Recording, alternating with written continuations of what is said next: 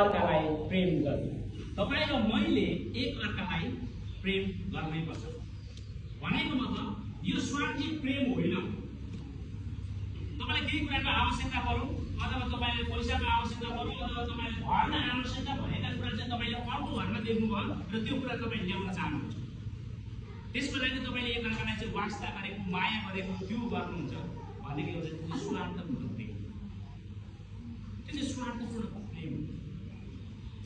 जस्तै उदाहरणको लागि एउटा जवान भाइले जवान बहिनीलाई देख्नुको अत्यन्तै सुन्दरी, अत्यन्तै राम्री, ब्युटिफुल, अनि त्यो बहिनीलाई त्यो भाइले आफ्नो बनाउन चाहनुहुन्छ।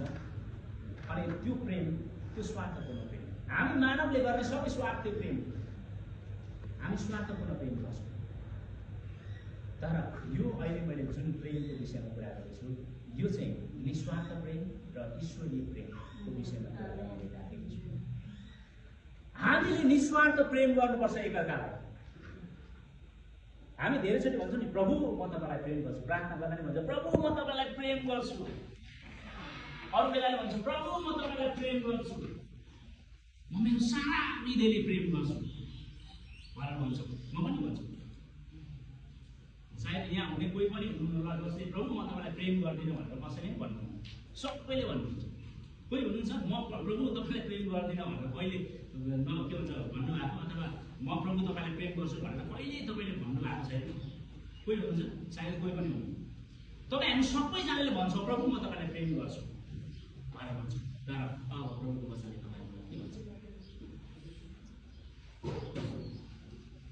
पहिलो यूहन्नाको पुस्तक 4:20 भन्छ।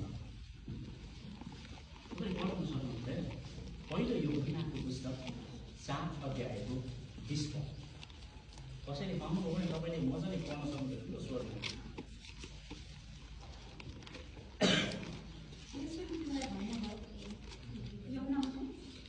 पहिलो यूहन्ना 4:20।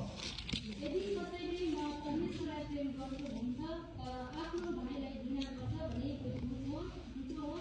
किनकि आफूले देखेको आफ्नो भाइलाई प्रेम नै नगर्नेले नदेखेका परमेश्वरलाई प्रेम गर्न सक्दैन। आमेन। अब अघि भनिहालेँ प्रभु म तपाईँलाई प्रेम गर्छु। अब मैले प्रेम गर्छु या गर्दिनँ, तपाईँले प्रेम गर्नुहुन्छ या गर्नुहुन्न भन्ने जवाब तपाईँले यहाँ पाउनुहुन्छ। पहिलो यूहन्ना 4:20। यदि म परमेश्वरलाई प्रेम गर्छु भनेर कसैले भन्दछ, हामी सबैले भन्छौँ, हामी सबैले भन्छौँ, तर आफूले देखेको भाइलाई प्रेम गर्दैनौँ